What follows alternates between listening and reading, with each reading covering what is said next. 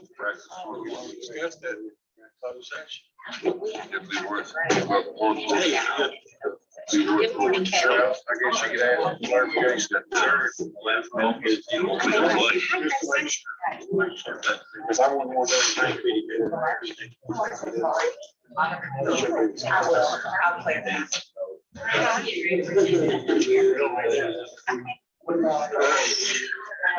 I would not be accused of that. Yeah. Okay, so that sounds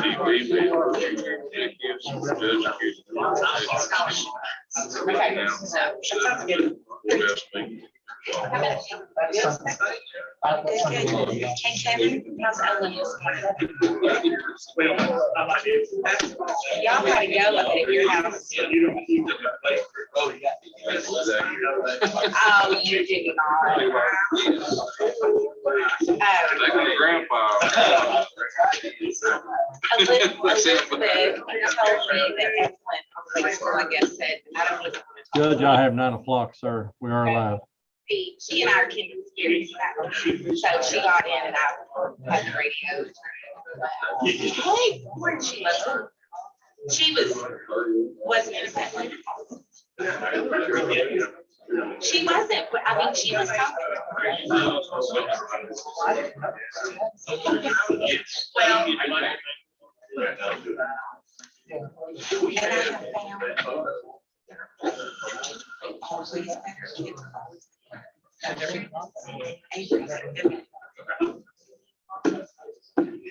well, at least I hope she is.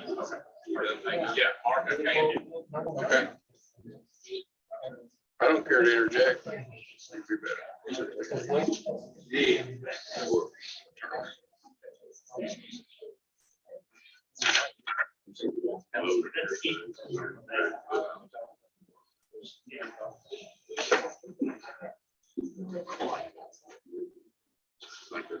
Line is starting.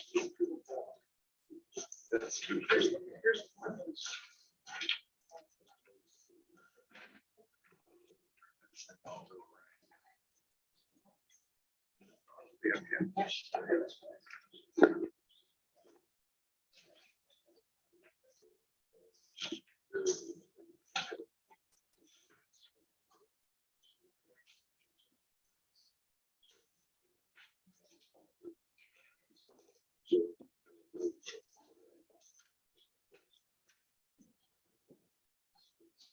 I'd like to call this meeting to order, Barren County Fiscal Board, March 15th. Jeff Botts. Here. Trent Riddle. Yes. Carl Dickerson. Here. Tim Coomer. Here. Mark Bowman. Here. Kenneth Sarton. Here. Billy Houchins. Here. Michael Bell. Here, thank you. Entertain a motion to adopt today's orders. So move. Second. Bowman, all in favor, say aye. Aye. Okay, today's invocation will be given by Master Jeff Botts. If you would bow with me. Heavenly Father, thank you again, the opportunity to have the freedom to come and to do business in the county. Thank you for each one that's come today and listening in, and their reason that they're here. We just pray that you'll be with them and our guidance as a court. Go with us throughout this agenda. Help us to do your will through that. In Jesus' name, amen. And stand for the pledge, please. Pledge allegiance to the flag of the United States of America, and to the republic for which it stands, one nation, under God, indivisible, with liberty and justice for all. I'd like to welcome everyone today. Appreciate everybody being here. I will entertain a motion to approve the minutes of February 15th, 2022. So moved. Riddle. Second. Master Botts, corrections, deletion, subtraction, addition. Hearing none, all in favor say aye. Aye. Opposed. Announcements. Does anyone have any announcements in their respective districts?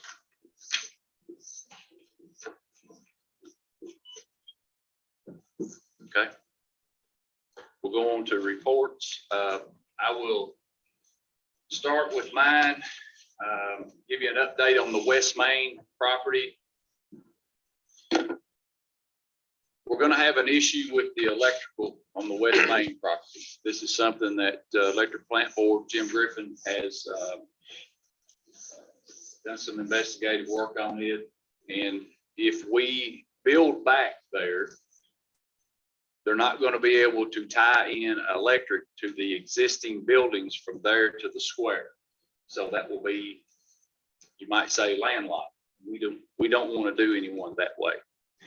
So we will continue to take a look at this. I will share this with Mr. Coomer to see exactly what he wants to do as far as building a property. He is the chairman of our Building and Property Committee, so I will share that with him. Also, you have item number 2, which is the rubber modified asphalt grant. I would like to have approval to apply for that. I have talked to Susan about where we may put that in the county. And she's trying to come up with those roads for consideration. But I would like to get the ball rolling on that. I make a motion to apply for the rubber modified asphalt. Riddle, I'll second, Judge. second by Mr. Dickerson. Questions? Yeah, what percent grant is it, Judge? To my understanding, it's 100% paid grant. Yes. It's got to have a certain percentage of tires in it, is that right? Grant of tires. Yeah, I've got the, actually, you guys were emailed Yeah. the packet, and it breaks it down on how thick, what all's in it. And there's no guarantees that we'll get it, but we just like to apply for We it. can apply for it every year. Never got it. Right. Correct. Any other questions? All in favor, say aye. Aye. All opposed. Okay, next, you were emailed yesterday, it's supposed to have been a 5-year look back on the 911 center. Okay. Carl, did you not find yours? I did look at my email. Okay, hand that down there to him. You know, did everyone else get that email yesterday? Yes. Okay. Sure, I understand. So here's where we're at. And we're talking about a city entity here. I have been in some meetings with the other mayors of the county and then members of the 911 governing board. This is sort of going to turn out like the ambulance service was about 2015 and 16 when we had to revamp and do a cost accounting measures. If you'll look, our landlines that we collect and turn over to the 911 governing board has went down tremendously. I believe the highest one that I have signed to release to the city was about $25,000. That was in 2016. Now that is below $10,000. So that's how much revenue we have lost going to 911.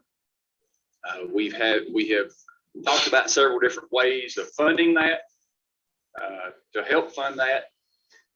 So we had asked our bookkeeper, that's Brenda Leftwich, that's who does the books for 911. And we had asked her to do a 5-year look back on revenues and expenditures. In that 5 years, obviously Metcalfe County's revenue has went down tremendously. Currently, if you do the last year's numbers there, Master Dixon, you have that there in front of you. Can you tell me what that percentage of 69, you look at total expenses, Judge, front page of the income, top to top, 410,000. Metcalfe County, $64,000, but percentage, 13, 13%.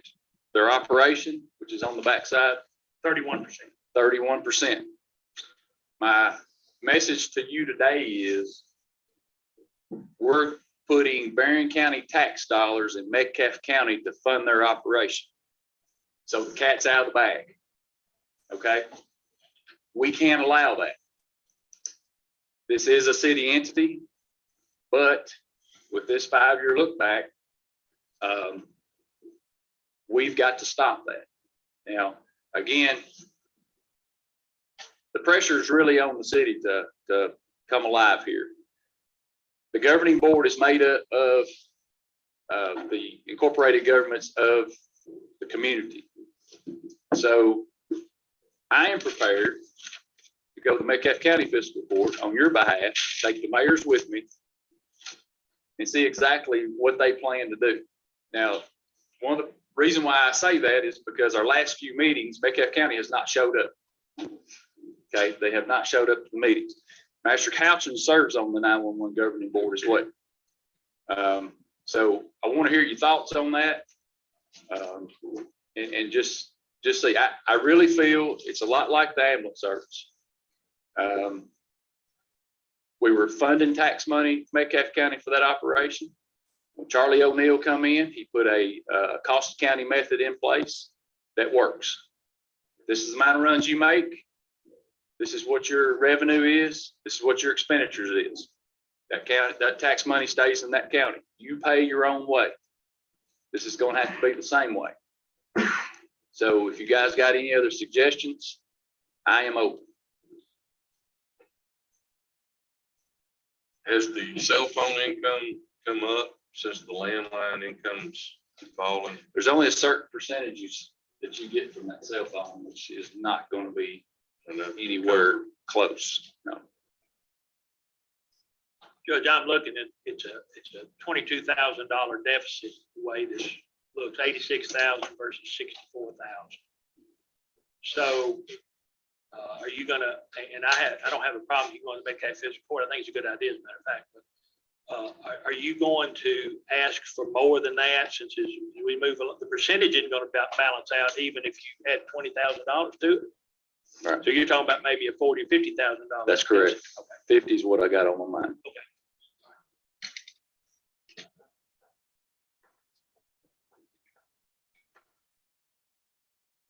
Anything else?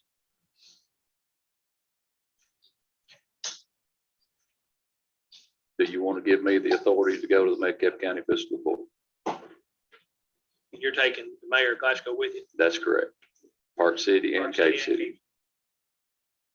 I think that's a good idea. I'll make it. Second. Motion second. Any other questions? All in favor, say aye. Aye. All opposed. Okay, that's all I have. I'll turn it to County Attorney. That's correct. The last time we were in court, we had met in closed session. We came back out into open session. There was a motion made to allow negotiations for a sale of some tracts on Old City Road. After Magistrate Bowman and I met with PVA upstairs, and it was determined that we do not actually own these tracts. These are tracts that were I guess, surplus properties as a result of the Veterans Loop when that was put in. And so actually the state owns these properties. I have been in conversation with Mr. Joe Plunk, and he has advised me of the proper procedure. The interested buyer of these lands, we are helping to facilitate getting them that information, as far as I've gotten the application that they'll need from the state, and also what the process is. And I believe after they fill the application, submit the application, then they need a licensed surveyor that will take it from there. So we at least got the information passed along to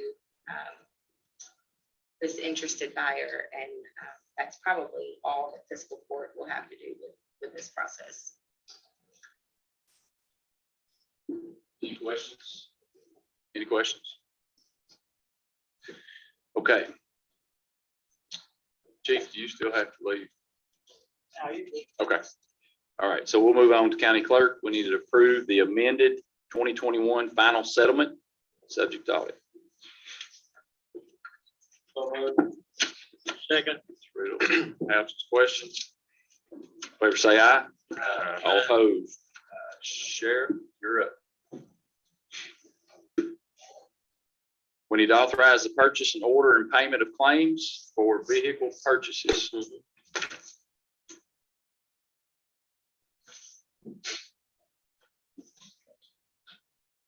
So we'll need action on that. Make that motion. Have a motion. Second. Second by, who was it down there? Mr. Bowman. Mr. Bowman, questions, discussion? Purchase 3 vehicles, is that right, Chris? Yes, sir. Thanks, Squire. You assisted in that. I sure did. Sure did. That's why I brought it up. I wanted my name. People are on the ground in Louisville. Matter of fact, I got a copy of the invoices to the treasurer last week, and we're making plans to go next week to pick them up. Any other questions for the sheriff? And I'm sure, as you've always done, you know, waste I want to ask. But That was in budget. yes, sir. Thank Any other questions? I may be putting the cart before the horse, but I had a question about some money to pay the Elite K9 Inc. $1,049. Is that right? No, I'm pretty sure what that is, Squire. I don't have the paperwork in front of me. Let's vote on the cars. Okay. And then we'll go to that discussion. Anything else about the payment of claims, the purchase order and payment of claims on the vehicles? Hearing none, roll call vote, please. Squire Riddle. Yes. Squire Dickerson. Yes. Squire Coomer. Yes. Squire Bowman. Yes. Squire Sarton. Yes. Squire Hatch. Yes. Squire Potts. Yes. Judge Hagan. Yes, thank you. Okay. So here's your chance. There you go, Carl. okay. But it was in the report today and it just came out at me. I don't know how many K9, what we got, 1 K9? Okay. $1,050. And I'm just curious what it was. That is a computer module that controls the windows, the siren, and the horn for the dog. In other words, in the summer months, the dog has to have cool temperature dogs. So the canine handler locks the vehicle running, he has 2 keys. And that module monitors the temperature in the car, in this case, in the truck. So if the engine were to die and the temperature starts coming up, it lowers the windows, it activates the siren and the flashing lights so that the handler is alerted, hey, I've got a problem with the truck, I gotta get back to the truck. and get all that. That's what. I didn't think it was that. You're right. Okay, we're gonna acknowledge receipt of sheriff's official receipt of property tax bills for 2021. So move. Okay, we can make a motion, Master Houchins, to include A, B, and C, oil property, omitted limestone sand, gravel property, limestone sand, and gravel property. You okay with putting that in? Yeah. Okay. Second. Have a second by Master Riddle. Questions? All in favor, say aye. Aye. All opposed. Thank you, Sheriff. Thank you. Committee reports, administrative and budget committee. Okay, our committee, Jeff Potts, Billy Houchins, Mark Bowman, we had our meeting Monday, March 7th, 2022, beginning at 8 a.m. We had a list of our department heads. Most all of them, I think, was there. I think the county attorney may not have been there on this presentation of each one, bringing their budget before us.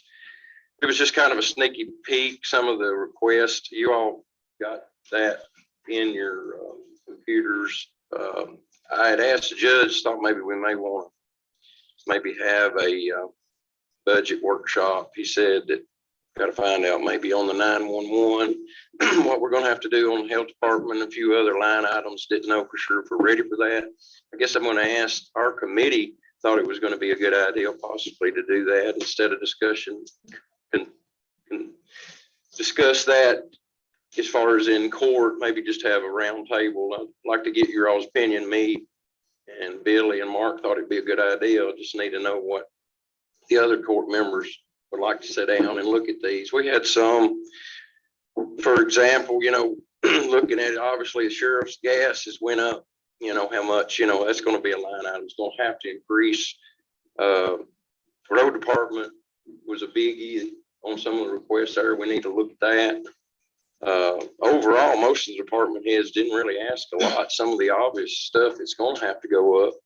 But I think we need to sit down and talk. One of the things that we want to make sure if there's going to be any increases, I think we need to sit down at a table and talk about that. If we do that, I know we went from $12 to $15 in the last year.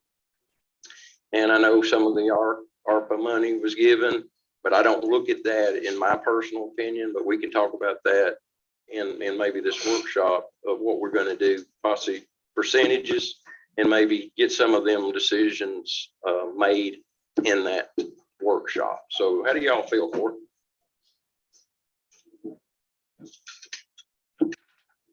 In my opinion, I have the utmost faith in the budget committee, but I'm just one opinion.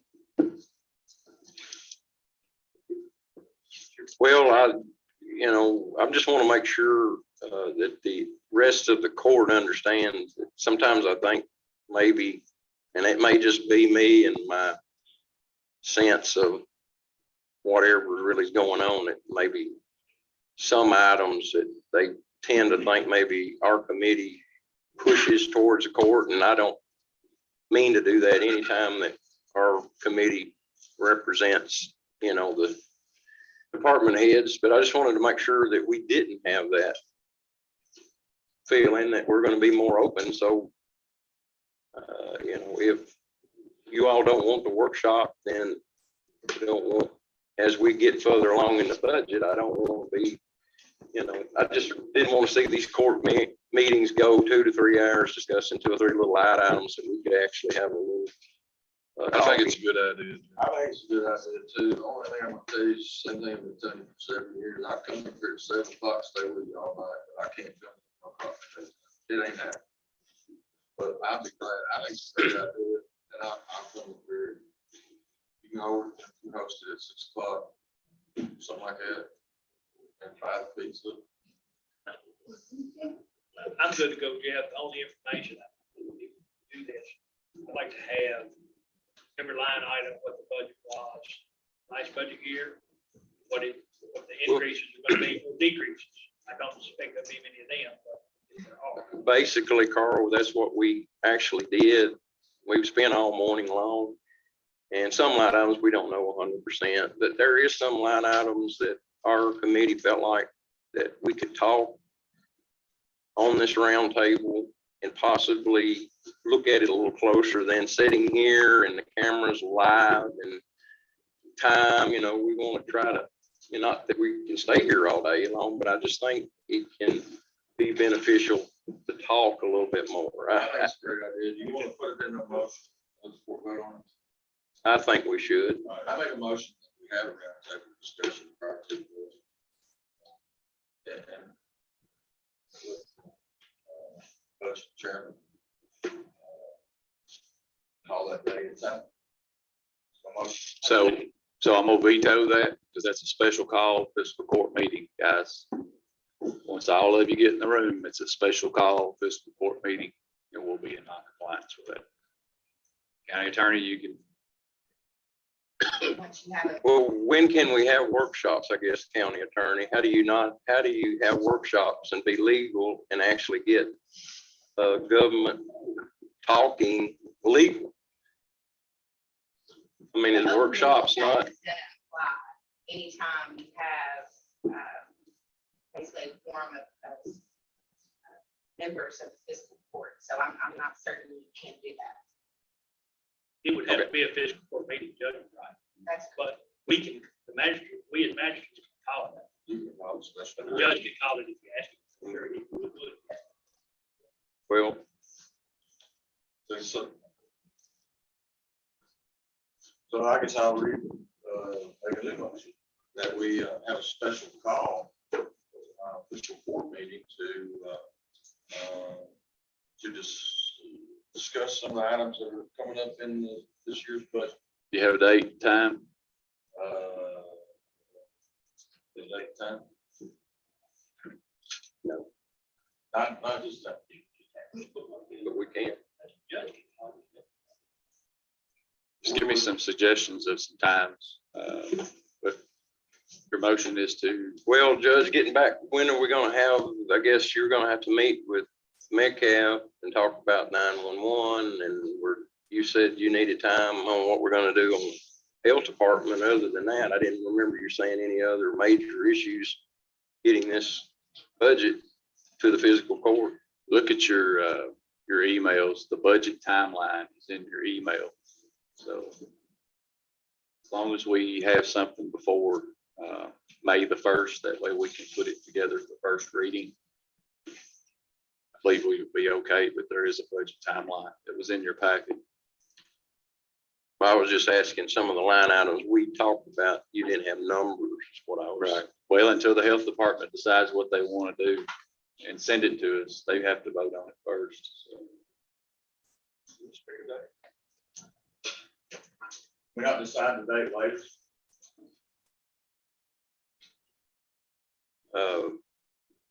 So you want to go 6 o'clock then? I mean, I can be here 5. But I mean, you know, it's up to y'all.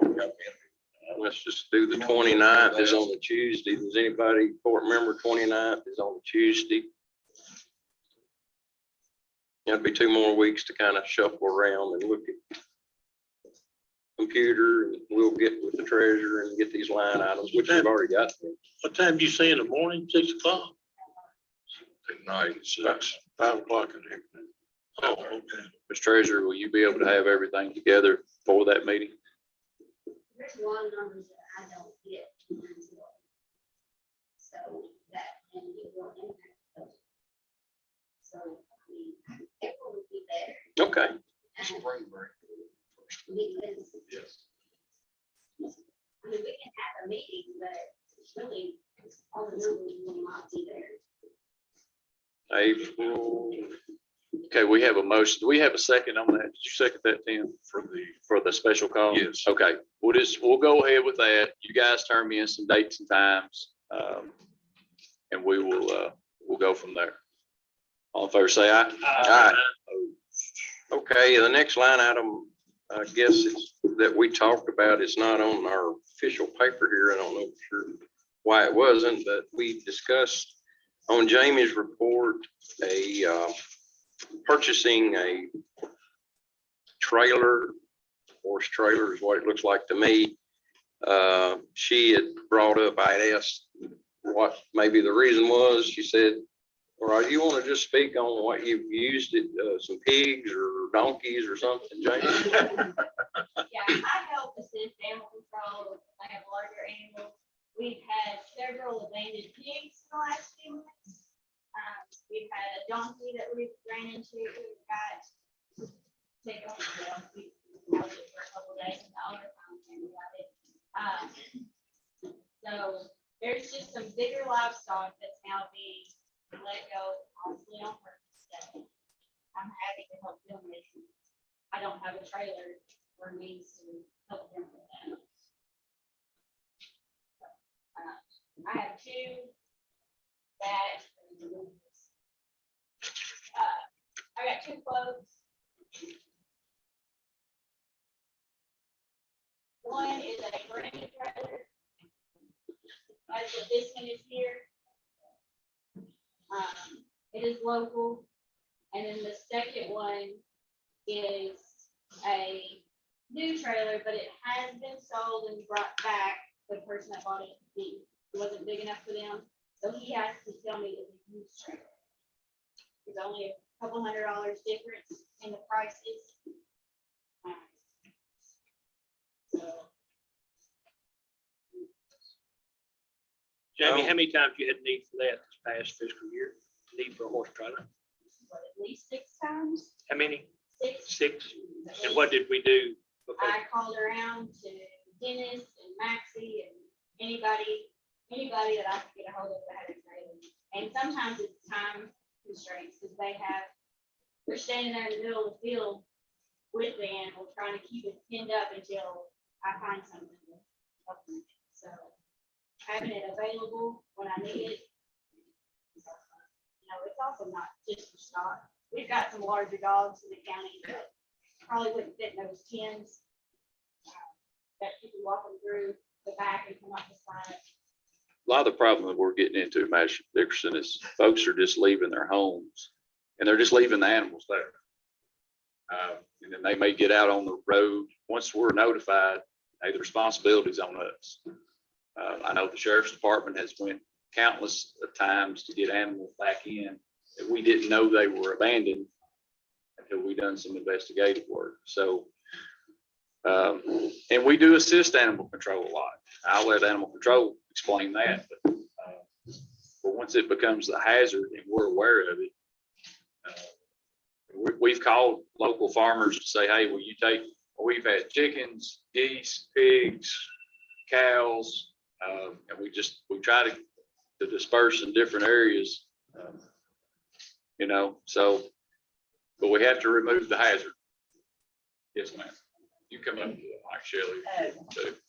Also with that, it does say KRS that the judge is responsible for the livestock, for making sure that we get them fast and get them placed.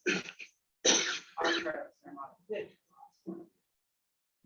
But we're finding more and more of this all the time. And pigs is a very big issue. Horses are a very big issue right now. People, they're like, oh. And I keep taking on. So there's time that we're gonna have to hold these owners responsible for getting in the right way. You've got lives that we've got to protect too. So we put them in the trailer and where we take them, we feed them, I'll take them. Well, we try to find a farmer that'll take them, take care of them. Basically, our main thing is just removing that And we hazard. have them for 2 minutes. We We have hold to them take, in we do have to take a picture of them, and we do have to put on the page of the fiscal court. And that way it gives people, if it belongs to you, you'll be able to know. your cows out at farm, the Blake's farm. So your cows now being held out at, No, they would call us. They would call us, we won't go in until. they call us. I think that, here's my opinion. There's a ton of farmers who do this, I don't know, cow trailer, I don't cow. I need something new, there's about 4 options and I could call them. They're pretty quick. I'm not in favor of calling a horse trailer, I think we could subcontract that out with just a little bit of coordination with local farmers. Keep the money in the community. I can probably compile this 25 people that's, Okay, I want you to compile that list for me. Get that done that way, because we'll have a call today, I'm quite confident. And we can't sit there and wait. yeah, you can wait. No. You can wait. Yeah, Not if they're in the road. we've never had a horse trailer. No. We've dealt with it for all these years, so I think we'll be fine. But it's gotten worse. It's gotten worse. You guys don't deal with it like we do. Here's basically what let's just bring it on the table. Happen to be in I don't know why it's even in mine, because I'm not even, Mark's on that committee. But bottom line is, there's this heir of our horses that I think is the reason that this may not pass is it potentially going to be used for the horses that we've been dealing with for 3 years? I don't know that, but I think it's in the air that's why it was brought up. Well, to be honest. If you guys got questions about it, you got my phone number, call me about it. I'm going to give you a presentation on the horses, but instead of talking amongst yourself, give me a call. The judge, with that being said, Just I call. think the people of the Barren County need to know how much money we spend on horses down at the lake, because it is their money. And you can tell me that, and I can bring it up Sure. in court. But the people that are watching us on TV today, and the people out in the audience, probably need to know if we spent $40,000 or $50,000 on those horses. Okay. I don't know. Well, here it is. Okay. You ready to write it down? All right. So when the horses were first found abandoned at the state park, the Department of Agriculture came in with animal control. They made us remove them. We had to remove them. Mr. Steve Bull came and got those horses, took them to his farm, and he took care of them while the investigation was going on. COVID hit.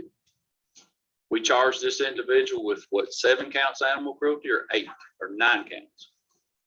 And we had to euthanize one that day. So yes, there was a bill that was run up with Mr. Bull at his property, but the first round of COVID money come in, we got to reimburse the county about $26,000 worth of COVID money. So we recouped the money that was spent out there. We've had a guy named Charles Dale Embry from Cave City has donated the hay. He did like 2 years of donation of hay. Yeah, rolls, 100 rolls. I've purchased some myself. We've had other folks to donate. I think, Aaron Shirley, you may have donated some rolls. Just folks throughout the committee or the community have donated rolls.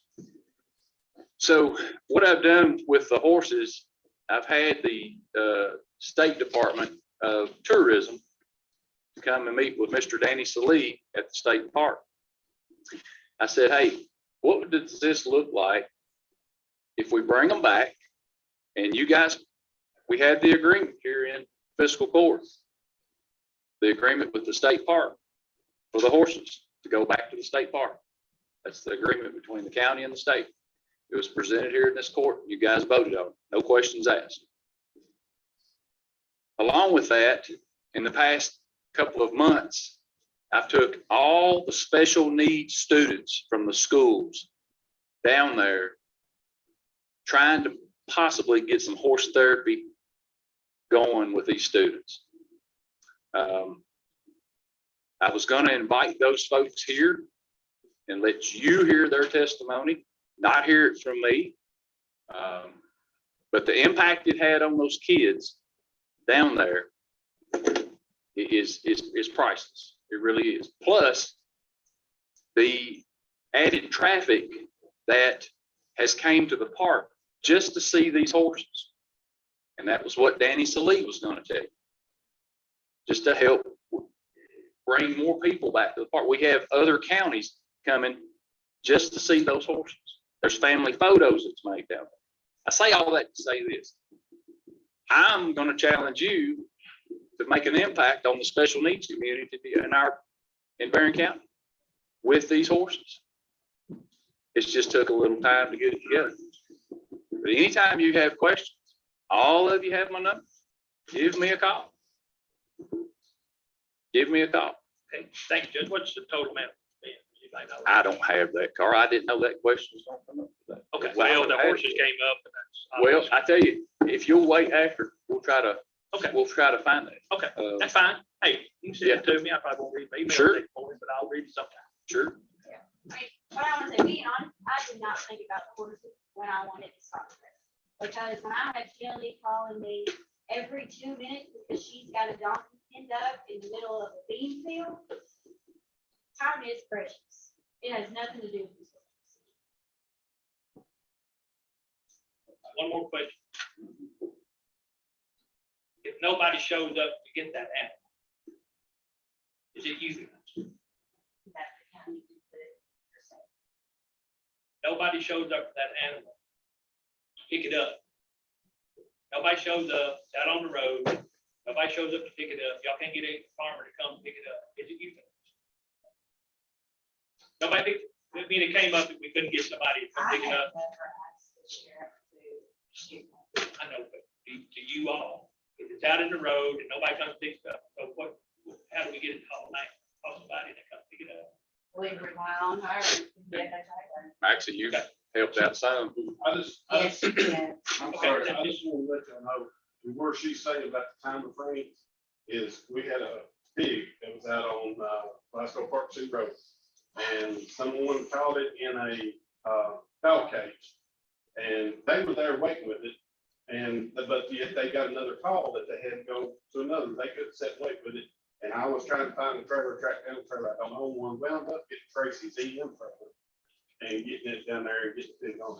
So it's just, it wasn't because I recommended to her that we needed to look into the trailer. I understand it. Question I've got, if nobody shows up to get the animal, what happens? Is it you?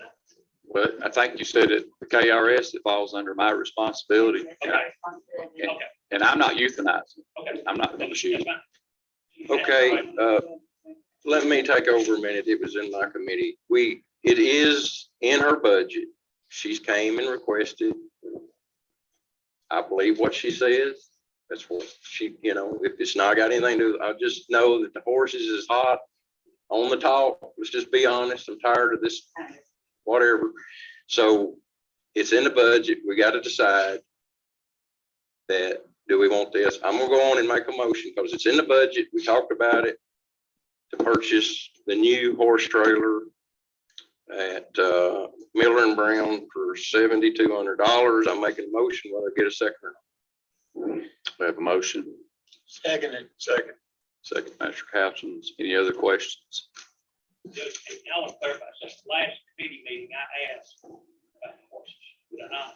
Remember you asked about horses? My answer was, I can't tell you right now. We'll tell you later. Isn't that what you said? Mine said it's not my plan to. Not my plan. It's somebody else. But I just want to make that clear. I have asked about the horses, Judge, and I should have called you to the committee. I was asking.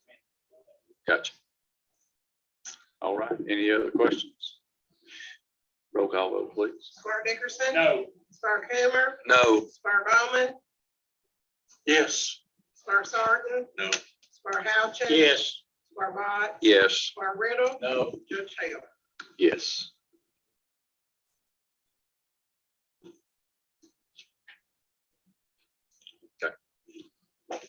Okay, we'll let the county attorney research it and we'll come back to it. All right, Magistrate Botts, anything else? That's all. All right, thank you. Emergency Management and Solid Waste, Chairman Bowen. Yes, sir. The Emergency Management and Solid Waste Committee, which is made up of myself and Carl Dickerson and Kenneth Sarton. We had on Tuesday, March the 8th at 8 o'clock. And we discussed some of the following items. The first item that we had was emergency management mitigation. That should be grant instead of plan. Is that correct, Dan? Yeah, we have Miss Mary Adams here from the Okay. Red Office, if you want to Okay. direct some questions to her. So, Thank you. Do you want me to kind of just give a brief? Would you please? Yeah, no problem. So Brad has been working with all of our city councils over the past year to update the regional hazard mitigation plan, which is updated every 5 years. That is a task that we as an area development district are responsible for. And that the regional hazard mitigation plan is available to be adopted by all cities and counties, and that allows you to be eligible for FEMA mitigation grant funding. So you should have a resolution on your agenda to adopt that plan, and that would make you eligible for the next 5 years. And can you kind of, what all does the mitigation plan cover? Sure, that's a great question. So the mitigation plan in the past, as Tracy can tell you, has been a big document. It covers designated hazards that are kind of designated for the region. So those are natural hazards, technological hazards, and man-made hazards like terrorism, things like that. The natural hazards are things like severe weather, winter storms, tornadoes. And previously, like I said, that has been a printed plan, a good document. This year, it is an entirely online plan. It's available at hazards.brad.org.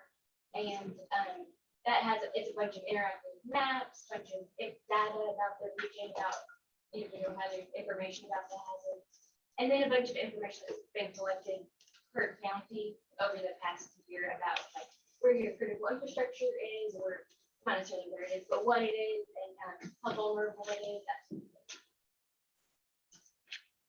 And that's available to anyone, not just to the fiscal court, any court. It's really helpful for emergency managers, but just for anyone, there's a lot of good information on there about hazards.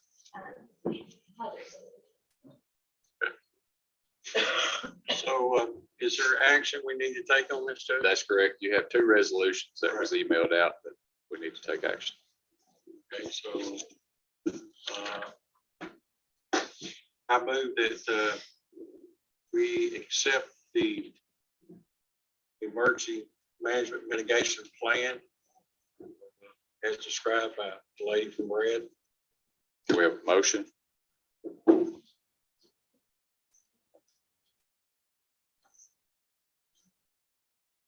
Can we get a second?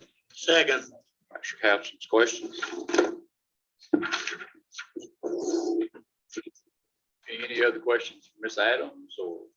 And then that second resolution is passing, is adopting the strategic plan as a strategic plan for the county. So that's been kind of created by a steering committee of members made up of Barren County and all of the cities over the past year as well. So that's kind of been happening tangentially with the mitigation plan. And I have copies of the strategic that printed out. It's been a bit report that I can pass out. And that's the second resolution. And just to be clear, hopefully this would, in case of disasters and emergencies, with a plan already in place, that would expedite that and speed that process up. Right, that's correct. Yeah, yes, that's correct. And the big thing with the mitigation plan is if you don't want to apply for FEMA mitigation funding, then you have to have the funding doc. They won't even consider application unless you don't have that original mitigation plan. Any questions? All in favor say aye. Aye. All opposed? Thank you, Ms. Adams. Chairman? Second item that we discussed was the outdoor warning siren replacement at high school. Yeah. And Tracy's one. I need to ask y'all for a PO and approval to pay it. It's for $28,916 is the cost of the siren. The insurance has already fronted us $18,133 for it. We have $5,000 deductible. And once we get the siren installed back in the high school area, then they will give us the $5,783 remainder. So eventually it costs us $5,000, which is our insurance covering the cost of the sirens. I need PO in order to purchase sirens and get back up in the house. Judge, I move that we have placed the PO for the siren, replacement siren for high school, and also approval to pay that. Okay, we have a motion. Second, Mr. Coomer, questions? All in Trey, fa- my understanding is going to be moved to the fire department, the new fire Yes, department. it was located there behind the auto parts store. I've been in contact with the fire chief and stuff, and they would like to have a fire station over there, which works better for us. It's public land versus having it on private land and everything. So yes, it will be moved where the crow flies, like 500 yards. It won't make no difference at all as far as working. Any other questions? All in favor say aye. Aye. All opposed? Next item that we discussed at their committee meeting was the solid waste management grants. And I think Jamie will be discussing those with us. Two grants that I'm looking to apply for right now. Approval to apply for them. One is the hazardous waste mitigation grant for household waste. So the city does do this. I've talked to April at the city and she before to see if it's really worth us doing it as well as the county. And she said it would be she has a great turnout for hers. So that is a 25% match for the grant. I don't have any specific numbers yet. Because I have a launch till April 1st. The second one is from Railroad Grid. So that we're looking for a beautification project for the Acropolis Park. So it's heavy tires, landscaping, other things. It's 25% match.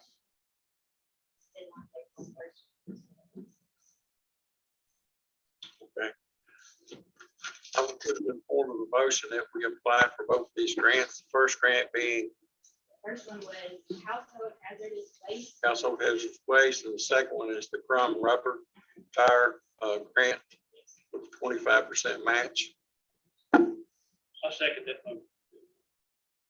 Do we have a motion and a second? Questions? All in favor, say aye. Aye. All opposed.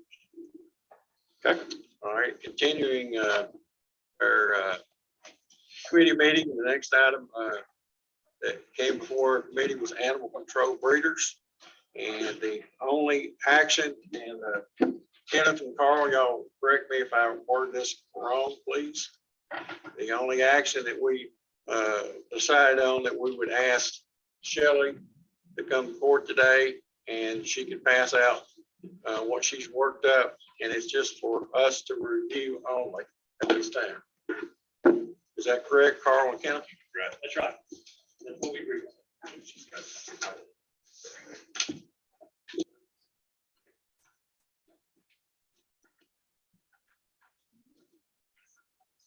Since there's no action, no motion to be taken on that, Judge, that would complete our committee meeting.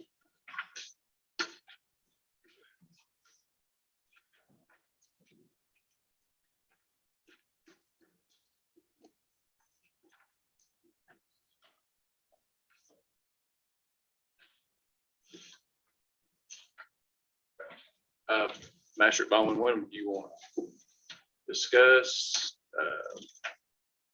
prior to taking action? Is it something you want to get opinions on today about this? Because these were sent out. Okay, well, I personally think that, and Carl and Kenneth, you, both of you guys feel free to interject. But I think that this is something that we need to review, think about before we take action on. And so we have the hard copy of the materials in front of us, and then also it's on our computers. So let's, my thought would be to review it. We may meet again as a committee, and then decide whether or not to bring it to full court and take a vote on it next month. That's my thoughts. Carl and Kenneth. The ones that were sent out needs to be delayed. Okay. Okay. What, would you want to explain the changes of the new, what's new in them? I just, Come up here to Mike Shelley. Thank you. I added a Sheila, and then I changed the violation amount. I put in more detail of the domesticated animals, of how the housing and stuff, and how much should be. So the ones we have, the small mammals, rabbit, guinea pig, rats, mice, hamster, chinchilla, and or gerbil. So Yes, the ones I handed out to you yesterday. thank you. Even. I know you're not so late. I may be meeting. Mr. Chairman, Mark, letting you know just the vibe so far. I'm getting some calls. It's not liking this, just letting you know that is all I needed to represent. Who calls me, that just let you know. I haven't had anybody to say they're for it, that they've been against it, just letting you know what I'm hearing and whatever that's worth. To your comment, Jeff, I received calls also. So I have two. I've actually received some emails that, and once they explain their operation, well, it doesn't apply to them because they're within their boundaries of what they can and can't do. So I do appreciate their emails, but you know, they're basically in compliance. So any questions for Shelley? Animal control while we're on it? I know. I don't mean to be doing all the talking because I'll do most of the time anyway. I'll be talking. But, would it be, could we meet with our committee again with you guys and change some of this? I think that might. That's why I give y'all all the packets. Yeah. And ask for y'all to review, and then if there's any changes or anything, feel free to reach out to me by email, phone, or my office number. I did attach all that to the last page. I'm open for the suggestions. mean. It might be we can't received get better by the anybody to community. change if we don't work together. It might be received better by the community if we explain, if we got together and changed some of this, because some of this stuff, personally, I think is kind of ridiculous. Okay. I told you that the other day. I completely. So if we could meet again as a committee and then bring it to the court, I think that'd be a good idea. If Mr. Bowman agrees. That would be great. And if any of you have any questions or concerns with callers and stuff, please feel free to send that to me an email. It's best if you email me, that way I have it all in writing. And, you know, I can bring it to the committee and let them know these are the concerns and everything. And maybe we can get some kind of changes and stuff. I just wanted to tell you, I'm sorry, I've had some cattle, people, shampoo, people breeze, I feel like this is going, it's a stepping stone, so. No, it will never hit livestock. And I'm like, man, I don't know. It will never hit livestock. You can advise them that and you can assure them, this will never hit livestock. Livestock is not considered greedy. We're talking about domesticated animals. We have animal shelters that have got to be held to a high standard. We've got pet shops. Why is these breeders out here being able to leave them in cages and feedings and everything? If they're in buildings, we can't get in there. We don't have a probable cause to get a warrant to enter that building because we cannot see what's going on. All we're getting is a word. And Catherine is not going to give us a warrant on someone's word. We're actually going to have a probable cause to get in there. So if we cannot get something where we have a leg to stand on to get inside this building, I've been on numerous ones, and it really makes me sick. I've not done this job for 18 years to get money because I don't like money. I do it for the animals. I have the love for animals more than I do people, and I apologize. And nothing against you, Carl. Nothing against you. But I mean, honestly, you do not find an animal control officer that has done this in Barren County as long as I have. The longest one was 9 months. I've been here 18 and I plan to retire with this job. And I plan to make a difference for our community. And under the federal agricultural tax for our community, it exempts a lot of your livestock. That's why we have Department of Ag. And I completely understand. That was one of Big Carl's motions to me about it. But you can't tell a dairy farm that they can only have 200 acres. I mean, that's you can't do that. You can't tell a goat farm that. You can't tell a pig person. I mean, you can't. These are domesticated animals. The Kentucky, excuse my French, they suck when it comes to animal rights. My question is the cruelty law that we have on record now, doesn't that pretty much cover? It would cover if we can get inside there. If we can't get inside there, I have to have a warrant. So I'm gonna come to Catherine and I'm gonna say, Tim, give me this allegation that is going on in there. She said, did you see it? No, I didn't. So You can go in without a warrant. with this. At any time.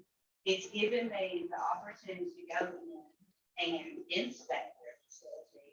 If they need changes, they have 30 days to change.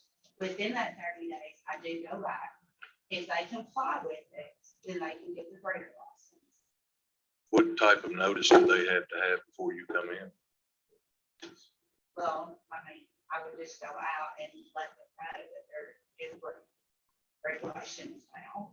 And I would give them a copy and let them comply the one back today. I would go out. If it's not in compliance, then I would give them 30 days. Right, but you won't have the right to just walk in. Yes, You would. I can get, in this paper, it gives me one surprise visit anytime One surprise visit per. for fiscal year. And if they deny you that, press charges. I would have to review what you've proposed. I don't know if this is, are you proposing in this basically a license to be a breeder. And part of that license would be the condition that you all be allowed, that you all be allowed to enter and inspect the premises once annually. So Squire Coomer, I would assume that based on that the penalty would be some form of revocation or suspension of the license, not at this point, not a criminal issue. Give them time. Just a point of clarification, I don't have the authority to issue search warrants. Those are judicial judges that do that. I know. But I just wanted to make that clear. I don't, I know. And I just wouldn't want to. It's signed by the judge. So you're saying, the ask it a little broader as we go along. You're saying that, you can go without any notice, you won't go without any notice of how. This will give you the ability to pull up on the door and say, I need to One surprise. Squire Riddle, if I could stay. make You do that? well, I believe if it's negotiated within the terms of a license, and I mean, that's essentially a contract, they're agreeing to that, then I think you can, yes. This would be, sort of think of it like a health department doing a visit on a restaurant. I think that is essentially what she's proposing, what she's trying to mandate through this proposed ordinance. And that's primarily the purpose, if I understand based on previous discussions, that just to have some accountability of breeders. And that is in no way stating a position pro or con. As you know, I'm a neutral position here. I'm just advising. But if I understand what you're proposing to do in this proposed ordinance, it is essentially where breeders would be required to have a license. A condition of that license to breed in the county of Barren would include an annual inspection. And that would be an inspection that they could do in much the same way as a health department would inspect a restaurant. So what are the requirements of being an official breeder? If you sell any pups, It does say in there on the paper that they have, in Florida County, they do have to have 5 intact animals. And then that would be considered. Now, I've had people question me about, well, what if my female and my male mate, and they're not a breeder? That's not considered a breeder. This is, the considered breeders are the ones that has the 5 intact, and they sell them on Craigslist and on pet places. They sell them to pet shops, they sell them to individuals. You got people that put them on airplanes and send them out. These are the breeders that sell them. so if they're not registered breeders with you all, you can't go, but you know from hearsay that these people are breeding dogs and selling them. Will this ordinance Yes, give we you do, the, yes. to go Yeah, into it's any You gotta private home? speak to them and let them know that there is a greater regulations now that they have got to have registered. That's what we would do the very first. We would give them time to be on us and give them. Thank you. Okay, so we're gonna look this over. We're gonna move on the next one. So feel free to get any questions, please. Thank you. Thank you. Okay. To Transportation Committee. The Transportation Committee met last Friday, consisted of Tim Coomer, Kenneth Sark. We had a tractor trade-in we planned on doing. We're gonna revisit that next month's committee meeting. The second thing we're gonna talk about is adoption of a portion of private road or school bus turnaround on Bill 97. Tracy, if you'll get that picture put up where everyone can see. Please.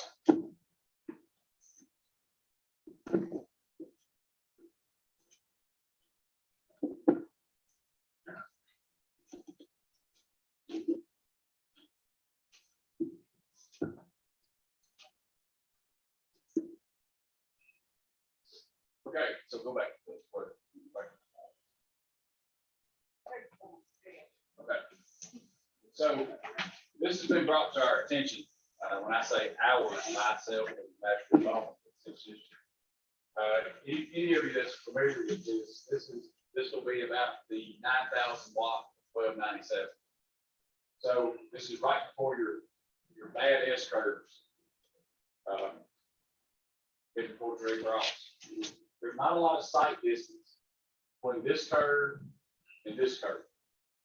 The mailboxes are currently on this side of the road, as you can see, this side of the road. These houses up here are family members, okay? All except for this one right here. This one on the right-hand side. So school buses will not go in here because it's a private drive. They just won't do it. Okay? There's several kids get on this. Several kids get on this, and get on these buses. That have to get on these buses a day. Some of them are special needs. So there's actually 2 type buses that'll pick these kids up. And then I think, Master Bowman, you tell me, were some of them transported in vans? The special needs Yes, okay. child, yes. And I'll get if I could get maybe the sheriff, to explain, we had an accident right here the other day because there was a school bus stop. A large truck come around this curve, could not stop, run off the road here, turn his truck over. So, today, we're not asked to take this whole road. We're not. We talked to the property owners. Currently, that road is 12 feet wide. It is owned by the Chapman family. Right here, there's a pretty large driveway going into this building, which would be a great turnaround for the school bus. We would like to make that road at least 15 feet wide, at least. She's agreed to take this fence down on the left-hand side going in. We can take whatever we need to make that 15 feet. I have asked the county attorney to advise the court, can we take portions or do we have to take the whole thing? Now, currently, keep in mind, this is gravel. This is gravel. Our standard is asphalt before we start maintaining. She asked about that. If we were to go in there and put coal mix into our paper, would she be able to pay for that? Pay for the material if we put it down? She's willing to do that. So as a court, I'm quite confident we'd have to vote for her to do that. So, Ms. Catherine, do you have anything to add on partial versus full? Now, I believe fiscal court, if you deem it in the best interest of the county to establish this roadway, you could do that on a partial basis. We have plenty of roads in the county where, say, county maintenance stops at some portion and the road continues on. The controlling statute for fiscal court in this instance is KRS 178-115. And it states that if fiscal court deems it to be in the best interest of the county to establish any public road, that the fiscal court shall adopt it by resolution setting forth the necessity of the public road, and thereupon, when that resolution is adopted, it is deemed therefore a public road. There are some steps to be taken after that action. It's not just as simple as that, but it's certainly not as complicated as when we close a public road. This process is much easier.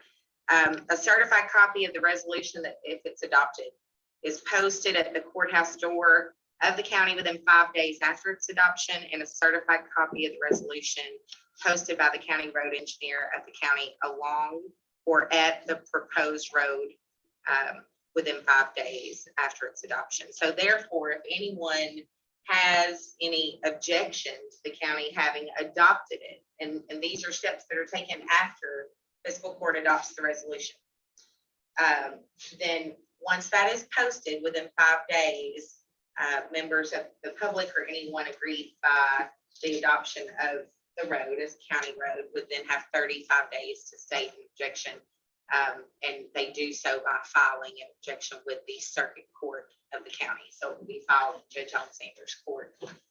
He would make the decision at that point, whether or not it maintains a county road or continues to be a county road as adopted by the resolution, or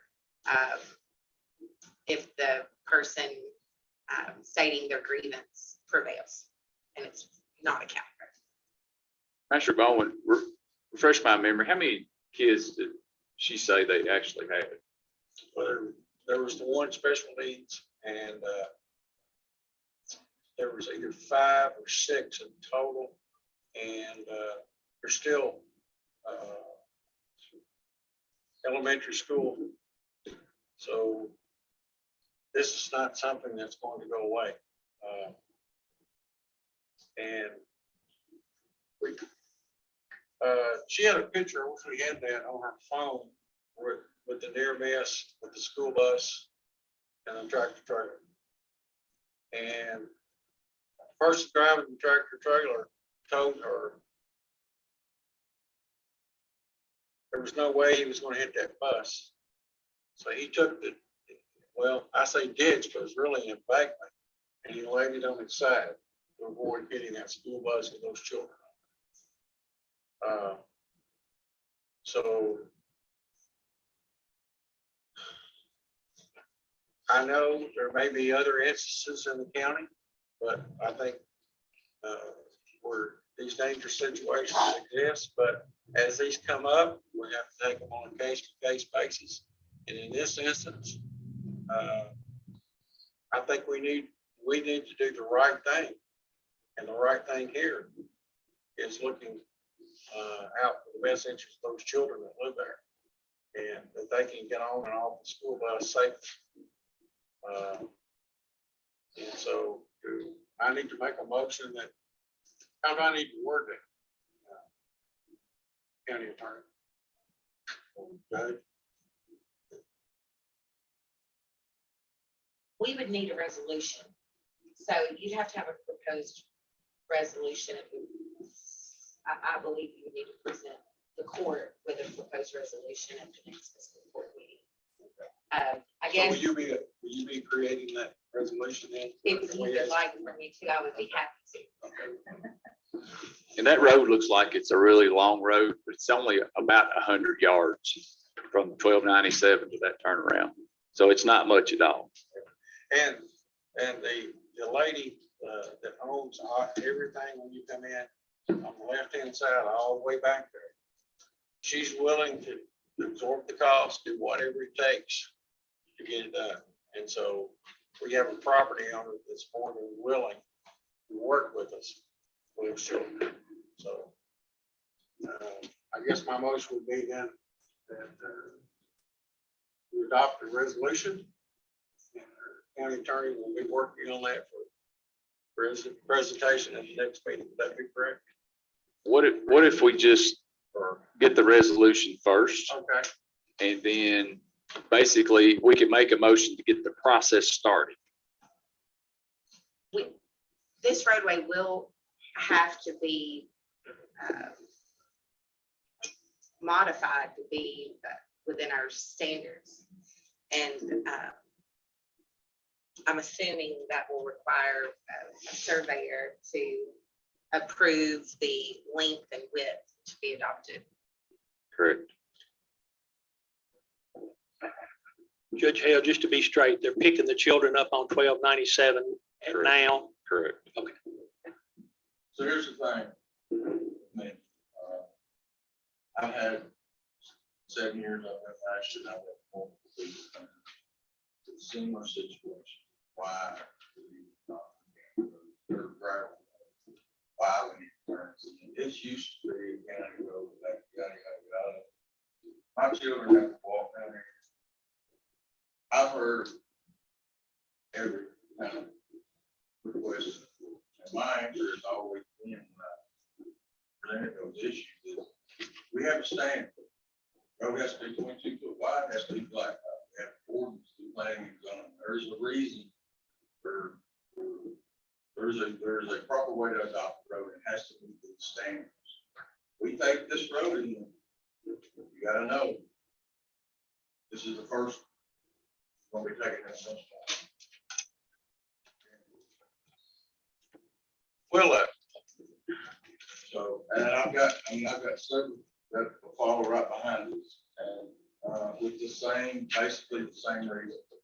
So just be prepared to adopt a lot of those. And if we're gonna build them to county standards, I mean, what does this do to us, Kevin? Planning and zoning law? How can we adopt the road that's not the county standards? We've already said we can't. Well, from a planning standpoint, the ordinance states it's 22-foot wide blacktop surface with 6-foot shoulders, 60-foot right of way, or 50-foot right of way for non-street streets. You know, if you were, as a court, willing to take on a basis by basis review, you would be open to others asking for the same thing.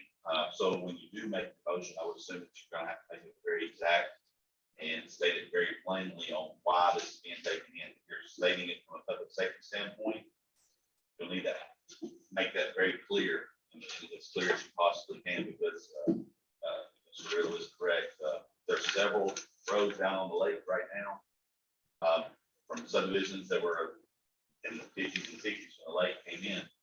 They're not much wider than this. They're not adopted by the county. Individuals live there, so just willing to say no and have an explanation of why that no is there. So any new roads that will be presented will always be 22-foot wide, 6-foot shoulders.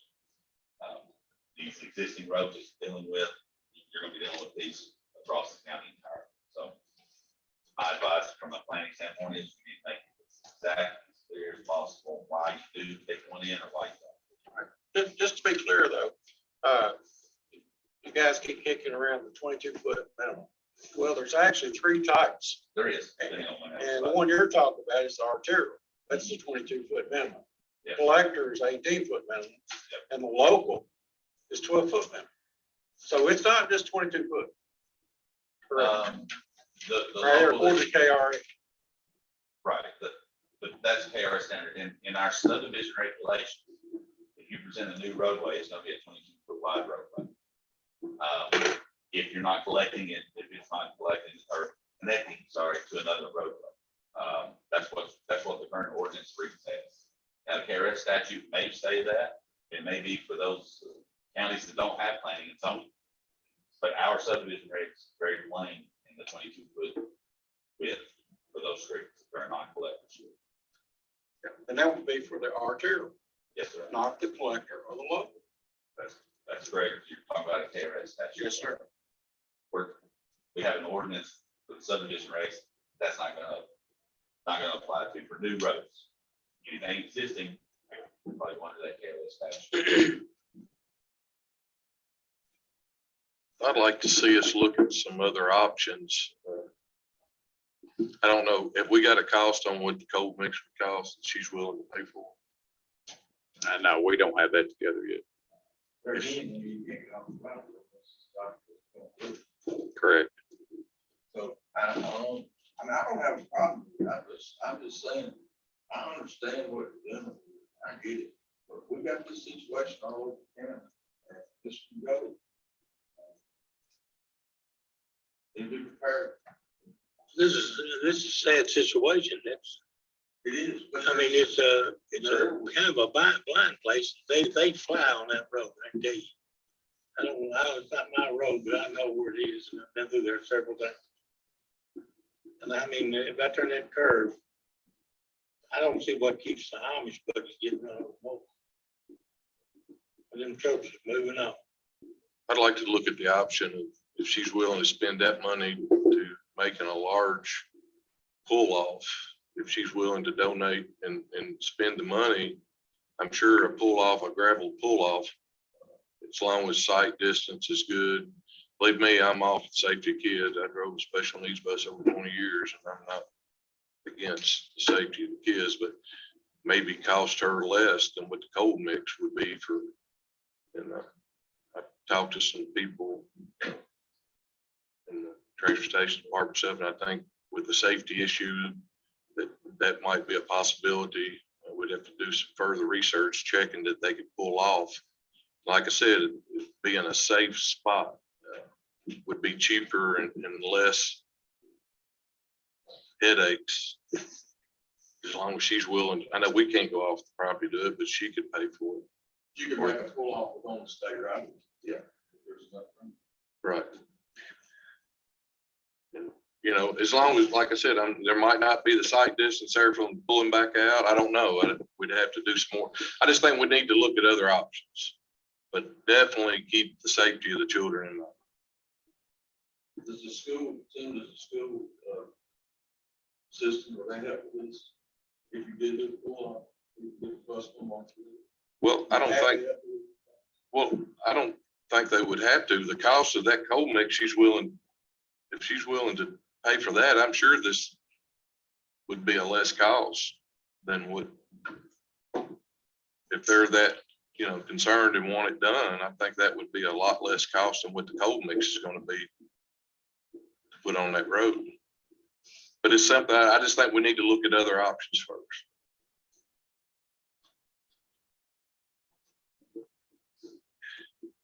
So in the last couple of years, that little spot right there, our 100-year floods has flooded that road there. So that we've got to take that in consideration. But I guess if you guys are okay with it, we could get the state to advise us what to do there and follow their lead. If a pull off is acceptable. A large pull off to turn the bus around, not just. And they may say no because the site is. Right. The state may say no. Right. I understand that. I think that's a great idea, Judge. Well, I appreciate that, Master Riddle. I'll write that down. Yeah, well, here we go. Whose responsibility? Y'all put it off on me. I guess it's all right. Well, Yes, absolutely. And see it through from start to finish. Judge, since this came out of the Transportation Committee with Tim as the chairman, No, I'm not sure. really as the chairman. I'll be glad to. Well, Tim serves on that, so he does. anyway, so does this need to go back to the Transportation Committee, or we need the resolution? How do we need to move forward, Gordon? Well, what kind of motion do you want to make? I make a motion, we put it back in the Transportation Committee to make contact with the state and then to meet with our committee to advise us. Either it's a pull off, or some other way to make this happen. I'll second that. Okay, we've got a second. Any questions? I guess, Master Bowman, we just need to make contact with the property owner and let her know where we're at, what we're doing. Because I think we did tell her we'd keep her up to date on the situation. Yes, sir. All right, all in favor, say aye. Aye. Okay, Master. Yeah, one more item, the Poplar Cemetery, which is down on the road department, property down there. You won't say anything about that, Susan? Yeah, so I'll just lead into it. Basically, what it is, Susan's run the numbers on when we have people in our community that have no family, it's our responsibility to bury them if they pass away. We have these folks that have been buried up here on our county property, which is the county cemetery. And we have buried a lot of people since 2015. And that research is done by the coroner. So when he deems that they have no family, that no one can pay for it, no belongings, then it's our responsibility to take what his findings are and we bury them. So basically we're running out of room. Okay. And Tracy, you go, or Jamie, go to the next picture there. Okay. This is the old house that's sitting up there. It's got some files in it from high school government and some bleachers and chairs and things like that, but that's really not in the conversation, just explaining it to you. Okay, next. Right here is one we just buried last week. That building right there to the left, what we're wanting to do is tear that down and expand that cemetery on over to the fence line. Last year, that big tree fell on that house. The transportation department went up, they cut it up, got rid of it. And it tore it up pretty good, and we're just wanting to get rid of it. Tear it down. Of course, we have to have court authorization to do that, and how we're going to do that as well, in order to expand this cemetery. We're gonna have room if you tear the building down. Yes. Not sure how many. This is not my expertise, and I don't want it to be, but anyway, we need, if you bring that other picture up of the building, there's a close up. Right, Judge, are we gonna tear the building down, within Right here. Yeah. ourselves? Yeah, well, we This is need not to. something we can sub out. Well, that's just totally up to the court. But right here, if you think about it, with that tree, that violates the nuisance ordinance of the county right there. So, we're in violation of the county on our own property. So we really do need to get it cleaned up. Probably gonna be looking at some asbestos stuff, so you're gonna have to. Well, what we're thinking is maybe if you guys want to bid it out, I don't know, Master Riddle, this is more of your expertise here. Maybe put it in dumpsters, take it to landfill. If you guys want to go to the cost of having it abated, I don't know that they'll be able to get in there and get a whole lot. I don't think you're supposed to be doing it wrong now. Yeah. See if it has asbestos in it. I think it gross, it's like tobacco food in house, we're talking about this small job. I like it. So think we can do that? You good with that? Taking that tree out there and all that? Yeah, we got plenty of dirt. We can fill it. I like to see it do it. It's probably 95% wood. There's no insulation in these homes whatsoever. So Is that wood on the outside of it? it is. I don't know, but, we need to operate on the same standards as we over. Contractors, demolition contractors, we need to go landfill with concrete. Buried in the trees and rubbish, be burnt. Just curious, volunteer fire department still do training, burning buildings like that, put them in? They won't do that one. Okay, didn't know. It's unsafe to walk in. Okay, just curious. Okay, we need to take action on getting this done, folks. Authorize me, authorize, Make a motion. yeah, if we've got to take action on getting this done. I would make a motion that the county road department, Susan's good with it. Are you good with it? Susan's good with it, make a motion that the county road department do this, or not abandoned house, get it, make it for the landfill. A second. Okay, we have a motion second. Questions? All in favor say aye. Aye. Opposed? Judge, while we're on Pauper Cemetery, can I just bring up, Sure. since we're on this, I don't know if it has to be brought up, Cemetery? yes. Okay. The Pauper Cemetery. Yeah. As you said, we're seeing the increased number of people that don't have any means of being buried. I went to the local funeral home and spoke with people as far as regulations of what has to be done by law. People can legally be buried in a body bag. I know recently the county had purchased a casket for one of the paupers, and all due respect, I think anything that we can do to respect the dead is very important. I've been in contact with a couple of people. I've had someone willing to donate the lumber. I spoke with I know it's not called trade school anymore, vocational tech, whatever. They're willing at no cost to the county to build us some wooden caskets and to use for these paupers. and I've checked with all state laws, there's nothing saying that we can't do that. And there's no cost to the county. And I just like to see where people.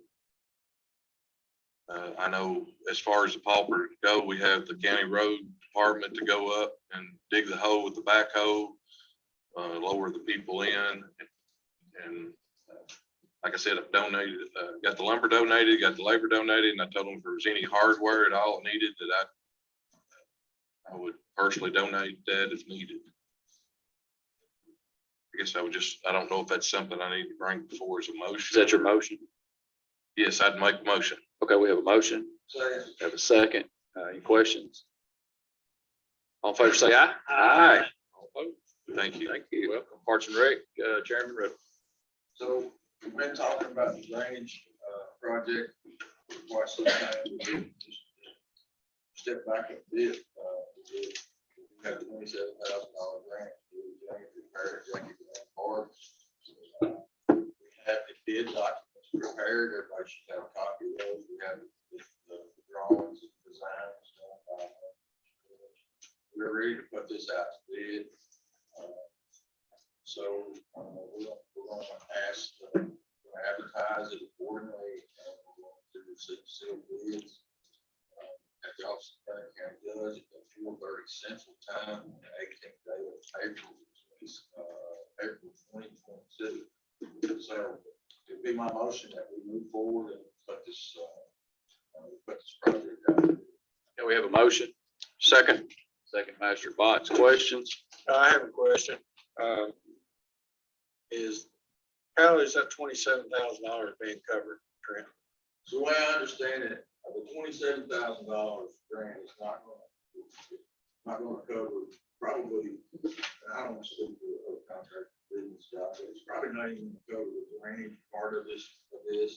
Now, as an alternate, we've added some stuff to this while equipment was out there. We've added this overflow parking lot because it's been talked about forever.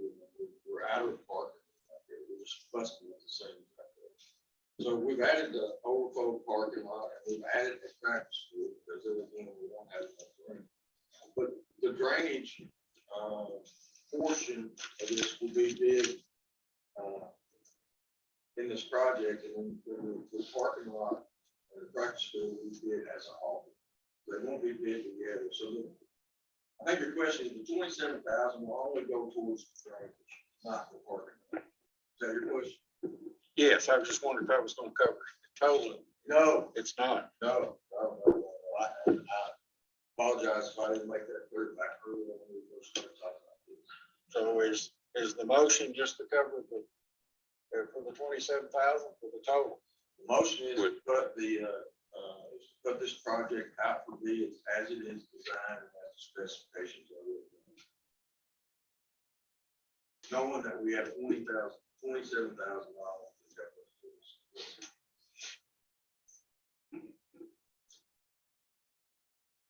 Any other questions?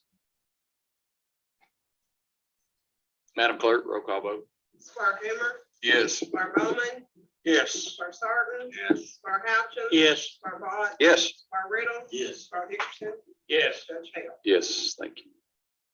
And get Max to come up, man, he's gonna lead me to it. So, at the Jackie Brown Fields, when we met this morning, a couple of things that I guess maybe wasn't quite aware of. And so what has happened is when Maxie goes out a couple of weeks ago and starts preparing the steel, starts working range, train, comes to a lot of the material that is on the steel is plain material that we bought in Alabama and other places. It is washed off, it's slowly eroded. And if you know anything about the parks, over time, that stuff blows around, leaves. So we've lost a lot of this material, and when we go out there and start working this ground up, realize that, hey, we're probably gonna have to do some work on the schools. Now, the questions I asked this morning at the meeting, can you play on these fields? And I think Max's answer was, yes, we can start playing on this field, but it's gonna have to be done. Great. Correct. So we got, Maxie has went and got us quotes for material, to throw this material in his. I'll let him talk a little bit about that. And then he also has a quote, to, our contractor that specializes in grading and field preparation. So you want to talk about the material that you need? And I want to clarify too, I know there was a question this morning, maybe that I don't think I clarified, but the material that we ordered prior to this, the field conditioner, it is not a field. It is a conditioner to make sure that that clay will continue to work up and not get hard. And I don't think I clarified that this morning. It is not a field. It is just so that when I work it up, it works those little clay particles down inside of it. Keeps it where whenever I break it up, it'll break up nice and evenly, but it does not. You don't have clay use. You put it inside, it break it up. So this is not a field. That stuff in the field dry is to soak up the water from the drains. So what we ordered in the past would still have to be used for like around home plates and different things like that. This material here, it's called Safe Coat. Anybody that wants the numbers, the gentleman who quoted it for me, he gave me a list of names that you call locally, Hopkinsville, Galilee County, Murray Parks, South Laurel, Laurel Schools, Anderson County Parks. This material, we're gonna have to do this. So I guess the question is, it needs to be presented, do we want to go back with clay or do we want to go back with this Safe Coat material? The Safe Coat material, where we missed 18, 19 games last year, unless it's going to pour down rain, in 30 minutes, we should be able to play with this. It's not like clay, it won't fill up the cleats. It's like brick dust, kind of like, but it's better. You can turn around and play right back around on it. Where if it's dusty on park fields, where we've been working with fields and stuff, and it comes to rain, it's just mud and it packs into your cleats. That material is roughly for 152 tons, for haul bill and everything, is $22,953. The actual person to come in, grade the fields, fix, put all home plates, everything, put play around the home plates, put play around the pitching mounds or pitching areas, back in there. The cheapest one I got was $20,082. I had a quote of 36, I had a quote of 24. Now, on this is something we're gonna have to do. We either put the clay or we put this. There's not gonna be much price difference, but you gotta have the fields graded and worked as far as the labor part of it. The material cost is not that expensive, it's the whole. But Trent and I discussed those things, and we wanted Trent to express concern that he would like to have somebody local to do that. I checked into that. I don't know if we're gonna be able to find that. Trent, you think he will? Because the reason being is they gotta pay a full tax fee for every state they cross. Then you have to have a different CDL license in order to cross state lines for things. So I don't know if we're gonna be able to change that. So, but this is something that's gonna have to be done. I know that I did not have it in my budget. And that concern, and whenever I did figure it out, I called the judge and I said, hey, this is what I've got. I said, would this be something possible that we can present to offer? And he said, well, contact Christie. In that meantime, I think if somebody had talked to Trent or something like that, Trent talked to me, he said he could not add me to that meeting. So he thought he would just do this meeting here and then present it to the board. But I do not have this money in the budget or budget for this. But it is something that's going to have to be done. So in there lies the issue. We're looking at $43,000, something like that. And we do not have it. And I don't know if, we want to do practice field. We want to do playing fields that we're proud of. And I agree, we haven't spent a lot of money on in a bit, but we don't have it. So where do we get the money? How long can we play safely and efficiently before this thing? Realistically, when do we have? We're just gonna have to, what it is, field crews are worse. And everybody knows we had that trouble with water runoff, you put down there, it's gonna work, it runs the ditch out, and it's done. I don't know how to tell you the grade level, but it looks like it'd be about 4-inch drop from the dirt to the grass. Right. I don't have anywhere to pull the dirt from, to put it back in there. I'm gonna try my best to fill in the best I can. Field forward, and it is getting, the rise over next to the maintenance building. It's washed over there on that side. You said 1 and 4. 3 and 4. 3 and 4. That's your two And then- ones. Yeah, and then 1 and 2, which I think, field 1, whenever y'all had people come in and put that clay in before, way back when, I don't remember, they did not mix that clay up very well on field 1. It's more sand than it is clay. So that's something that's been needed attention since I've been there. So, but that's up to you guys. I presented it to you, you know, it's something that came about. It's not something that was trying some kind of hidden agenda or anything like that. It came about after I worked the fields up. I rolled them out. I knew we were going to have material. Over winter, anybody that works dirt, you know, it kind of swells. You don't know the truth, what it's going to be. You got to work it up. And we've just got most spots in places that's going to have fields up. What's gonna keep this from washing like the other did? Well, we're hoping that, a lot of people like to roll and make the ground real hard. This material is gonna make it where it's soaks through rather than running off the field. This soaks up the water. It's the type of material that soaks up the water. And then also you keep it where down below that it drains to the ground rather than running off. Does that make sense? Kind of, you know, a lot of people want to keep the clay hard, so water will run off of it. Well, if you have water running off, it's gonna take material. There's no way around it. And then also you can replace this material by the bags.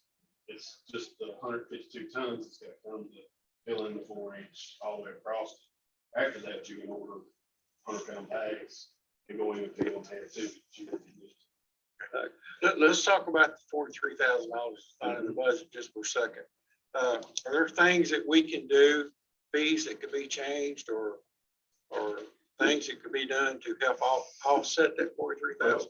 Let me tell you what I already do. We get about, the signs that Trent came up with, we get about 16,000. Okay. 16,000 stuff already come in. It could be applied to this 43. Well, I don't know how that needs, that probably needs to be a question to the treasurer. I don't know the answer to that. We get about 16,000. They're just now coming in. We gave them 2 years for COVID, right, Trent? Yeah, a year. Well, what I'm saying though is during that COVID year, we gave them. Yeah.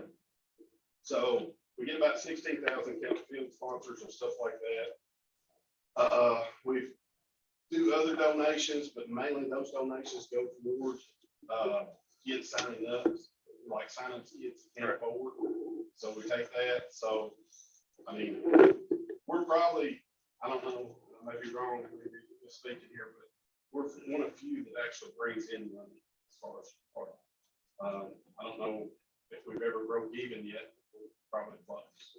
Maxie, I'm on the budget committee. I'm also on Trent's committee. He's the chairman of that. Just listening to what you're saying. And then Trent's also on the Harper, chairman of that. Since, it was brought to us by a little unexpected, and we know it's not your fault. Here's something that I'm just thinking, this is my mind. We haven't really looked at the children on any of that sat in all them homes for 2 or 3 years. So I would just suggest, this is my opinion, for Trent to take it to his committee, let them just consider children, not your agenda, judge's agenda, or anybody's agenda, and let's just look at that. And that's just my opinion. I just want to tell you straight up for each and every one of you. I'm not a Republican, I'm not a Democrat. I am, my agenda is period. So that's just my suggestion, if they would look at that. That's what I'm here for. We've got 700 guys, I want to tell y'all, 737. You know, they say be careful what you wish for. And I believe I said here telling you guys, I'd like to have 750. 735 are up. We'll have to spread it out. We'll have to go to different ballparks, use county parks and stuff. And it's been tough. But my agenda in this is to make sure if we cut back, if I rain out 18, 19 games, with the number of kids and the number of fields I've got, I cannot make up those games with the number of kids I've got. So we're shorting the kids playing. So that's up to you guys. I mean, I know it's frustrating. I apologize. If I truly apologize. But I did not see it until I got there. I hear it. I hear it.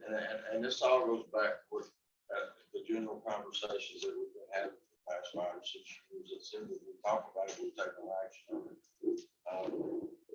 We gotta quit driving the fence for trying to make a decision. Are we gonna expand our park system? I'm just throwing this out there. I don't take this. Are we gonna expand our park about? Are we gonna start setting a cutoff date? The first 600 or 700 come. Oh, we can't do that. I don't think. We can't do that. It's one way or the other. You can't have, well, we gotta expand, we gotta grow, or we gotta cut it out. Yeah, I will tell you this. And I just, it can't be both ways. I've been asked to aggressively seek and find other options for us to play with the judge. The judge has been aggressively trying to seek and find other options for us to build more field. I think, and y'all been there, y'all been in those communications and discussions. Yeah. I think that's the best way to go. Listen, guys, here's the truth. We got 29, just Barren County elementary schools going. We got 2,900 kids. Okay, I'm just getting 735. That's not getting class. I should have at least half that. I'd like to have 15. I'm gonna tell you, it's enjoyable. Yes, it's headache, it's hard work, it's a lot of things. But to see that one kid that had hit the ball all year long to hit it, score the winning run for the team in the end of the season tournament, it makes it a whole lot more than what I've done for year long. All the heck I've had. So, and there's people here that do. That's in the here. They know what kind of work it is. They know what kind of thing. Yeah, ARPA funds can be used on the youth. If you all decide to pay for it out of the ARPA funds or pay for it out of the general fund and reimburse the general fund with ARPA funds. I think we got plenty of money to farm. I think it's a possibility we may have this money at the end of the ARPA fund. So back to the question. When can we work this in the budget and could we at what point does want to talk about budgets with the party? We're gonna be this meeting that I'll get your all's dates and the judge, and we're gonna have a special call, and this would be a big line item that we would need to talk about. But your needs now, right? But I know they need it now. I'd love to do this quick. But you can't make it without it for a while. For a while, if we can, I'll do my best, but we do need to try to do this. My fear is with the numbers that I have and with the number of fields that I have, like, we discussed school fields, which is to come up, I'm taking that place by saying, we're gonna have to use those, but I want to use Jackie Brown. I'm limiting the amount we're using there. Sure. Because I want to use our park first. If it forces me out to there, then that's where I've got to go. But the rainouts, we're gonna have rainouts, and I don't want to cut these kids short. We're down 10 to 12 games, and I'd like to have them 14, 15. We're at 500 games, I think, all together. Are y'all playing out there already? We will start, we're doing drafts, and you're welcome to come out tonight too. We're having player evaluations tonight, continue. But we start April, the Monday after spring break. What's the time frame to do this work? To get Spring break. okay. Spring break. How long does it take to do? Everybody's different. Spring break is first week. Well, Can we do two? Can you get in contact with this guy, see if he can do it? Thanks. Break this cost up a little bit. I will reach out and see. See if we can do 3 and 4. And we've got And we may have to do. we've got the tonnage broke down here. He's Yeah. got- They're the two largest tonnage fields. So you got, two of those.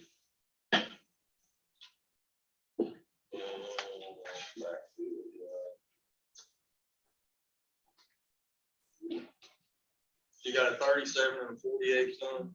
48.64 and 37, and then the other two was 32. Back to 32. Need to make sure you have full loads. Say that 85 ton. You gonna weigh 'em? Kind of have to make sure. No, but you don't want to come back and pay. You don't want to have somebody haul up here No, that's perfect. I think that's perfect. That's 85 ton, that's 170,000 pounds. You can haul what, 80, you can haul 160. Might not get it all on there, but you get real close. Right? Oh, it's so big. It is on that 3. 50,000. 150,000. Maxie, before you leave this, as we continue our discussion, I just want to be crystal clear. I'm all about the children, Yes, sir. but in anything we do as a court, we need to be good stewards. I mean, we report to the taxpayers, you know, and that's why I made the comment about the $43,000 not in the budget. I mean, whatever, so don't get me wrong there. I mean, I'm all about the children. As a matter of fact, I will have a grandchild that's playing, Right. a grandson. That's right, and I want you to understand how this all came about. I knew I did not have, I knew it was not there. Okay, so that's the reason why I approached Krista, asked Judge that, and I approached Krista and Trina about the art, because I knew it was not there. I don't want to miss her, and she said that, you know, yes, she felt like it was something Trent didn't, you know, he was dealing with the, healthcare and stuff like that, and just couldn't at this time look at it. And then he came up with the solution of presenting it to you guys. So not that we were trying to take or ask anybody not to be good stewards. We were just, it was something that came about that could be my fault that I was not paying better attention during winter. When I rolled it out there, got to work on rolling it, that's when I noticed that it was time.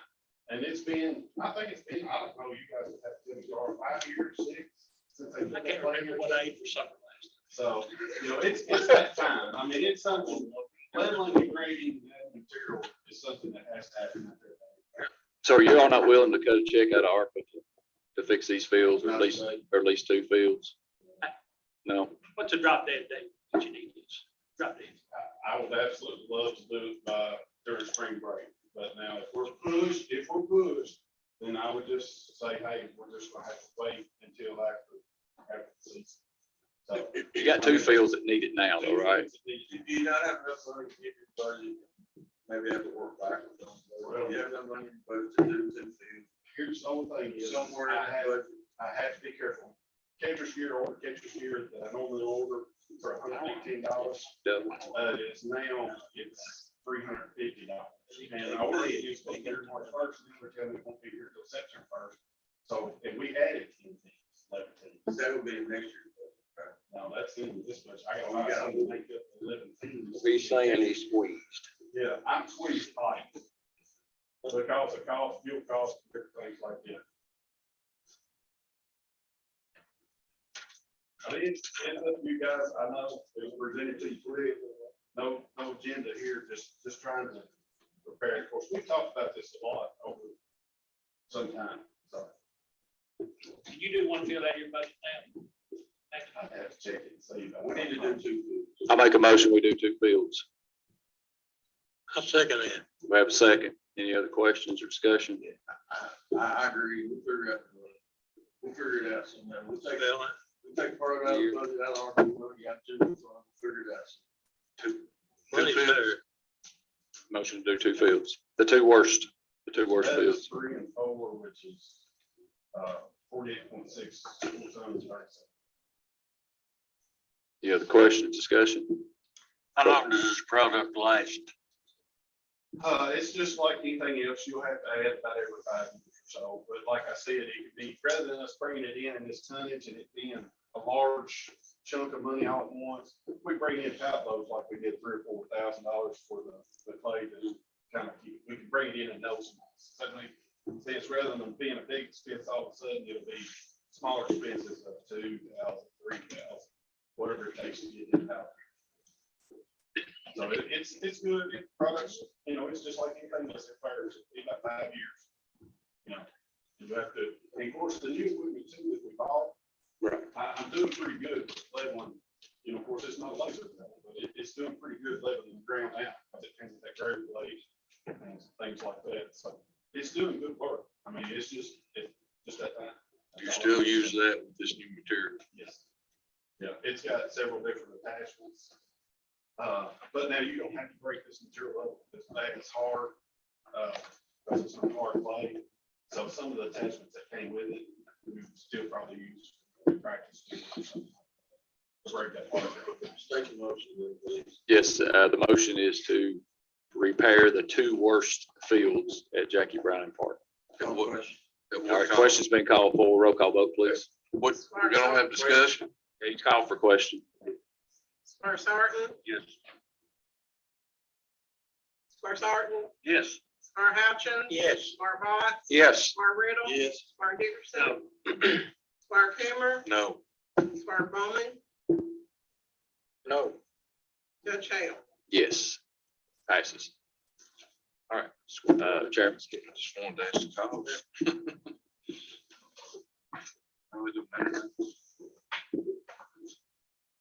So we got parking lot repairs, we talked about those this morning. We've got a couple of estimates here, one for Scotty's. One for the road parkers in that. I think we agreed this morning that we're gonna work that in next year's budget. Correct? So no action we taken on that. Construction of the overflow parking, that is actually being done with, is being bid out with the James. So, there's no action we taken on that. And as far as I know, that's all it is. And the school fields, Yeah, the school fields, you're gonna get with some folks at the school and see if they can put furnish some material. check on some type of, And we're gonna do the work. What deals that we use. And then we need to find the old agreement that we have with the school system, you, the fields. We need to take a good look at that, and see what we do that, or if there's anything to do. But I'd like to see us have a look at the school system. Everybody's on the same page, as what we're responsible for and what they're responsible for. and I think, if I read correctly, I didn't get to see the agreement, I think pretty much.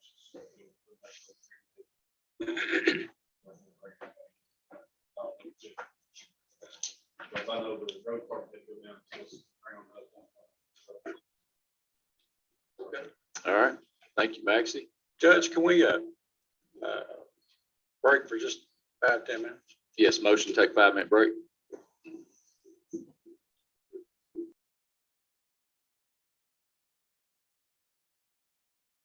Move. 5-minute break.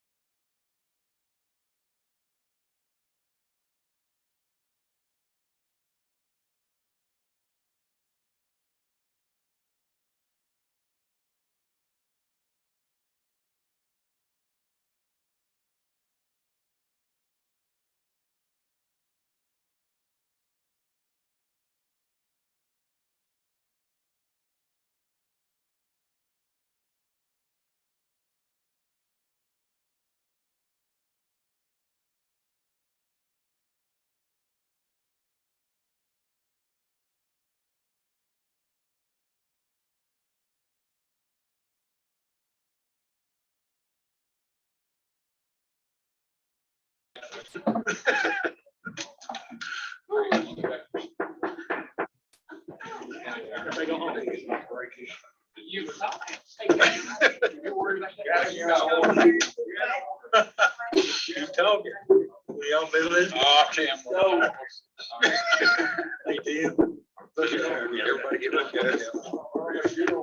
No. Motion to go back in open session. Motion. Motion and second, all in favor, say aye. Aye. Okay, here we go. We are at, finish. Where's Chris at? She still here? Where's she at? With, Okay, Chairman? so, the ARPA committee met this morning. Those of you who don't know, we got this money from the federal government. I think we got 4 million now, get 4 million later. And it is being distributed according to their guidelines. So just kind of holding that. There is some guidelines. The court has committed and made a motion to agree to give $1 million to the healthcare workers in Barren County. And we've agreed to set aside $500,000 for education and promotional of healthcare workers in Barren County. And for those of you who wasn't here at the meetings, the numbers of staff that they are needing at our hospitals, our local hospitals is staggering. I don't remember. 96, TJ. 96 TJ, and then there was 12 or 15, it's like close to 200. They have 92 positions open. Was it 96 in Cabarna? No, 16 or 18. TJ was 200. I was. Yeah. And 96. We're going back to list. 300 total. So they don't have enough healthcare workers. We're trying to help them. The long and short of it is, we've done 2 things here. Thanking them, we're giving them a thank you for the hard work. So it's been COVID. The conditions are hard. And we're also trying to stimulate some interest in the healthcare sector. So what we got this morning is TJ Sampson, home health and Genesis. Medicine. A medicine is like home health, but it's not home health, right? And all the nursing homes in Barren County and Grace Gilbert Clinic. So there'll be, right now, we have a rough estimate of 1,962 healthcare workers that will qualify for this $1 million. And when we cut that up, that equals approximately $509. So where we're at right now is just one report to acknowledge that what we're doing, and that Chris is going to do some fact checking on this. She's going to be talking with Ms. Harlow, with Donna Rogers, and making sure that we get everything in the right order and then make sure nobody gets double dipped, right? Make sure that there's not somebody working over here, working over there too, and they end up getting 2 paychecks. So they're gonna work on that this month, and then hopefully next month, we'll be ready to final number. We'll present the final number to the court and ask you guys to approve this funding and this checks to be wrote. So I just like to make a motion that the court acknowledge what we're doing and everybody's understands, okay, where we're at right now. The motion is to understand what we're doing. Okay, what we're doing right now. I'll second that. Can we be more specific about what we're doing? I got a question, since we are discussing ARPA. I know the committee has basically centered their energy on the healthcare sector.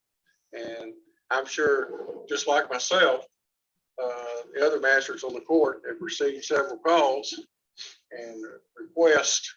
And I believe, Trent, that y'all asked that people, if they're going to be requesting ARPA money, that they fill out certain documentation, and then y'all would be looking at that. So when So we're hopefully we'll complete the healthcare sector next month. That's the plan. We'll wrap up the healthcare sector next month. As far, and then, the next sector that we're going to address is nonprofits. And then, we also, are going to talk about, I think the next thing we're going to talk about, we don't want to get too far ahead of ourselves, and we are compiling all these requests. They're not getting trashed, government trash. So we're going to finish the healthcare sector, we're going to do nonprofits. And then, we talked about the need to do some infrastructure. Utility, which is water and sewer. You'd be surprised how many people in the county still do not have city water. So, that's the direction we're headed. Let's do it. Sounds good. So that was really a motion you really didn't need to make, but Trent, especially if there's no action. Okay. Okay, we will move on. So, and then we talked about the, education fund, but the board also set up a, agreed to put $500,000 towards the education of healthcare workers and the promotion of healthcare workers. And, Krista, how we gonna do it? We're gonna put together some of the next time. They'll go, half in the Glasgow Education Foundation and half the Barren County Education Foundation for them to administer. They're the experts.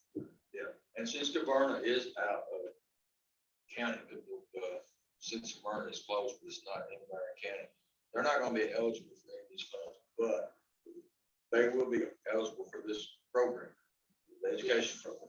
The Barren High School students will be able to apply for the scholarship funds at both education companies. All right, that's all we got. Does anybody got any questions about that? Since y'all don't like my motion?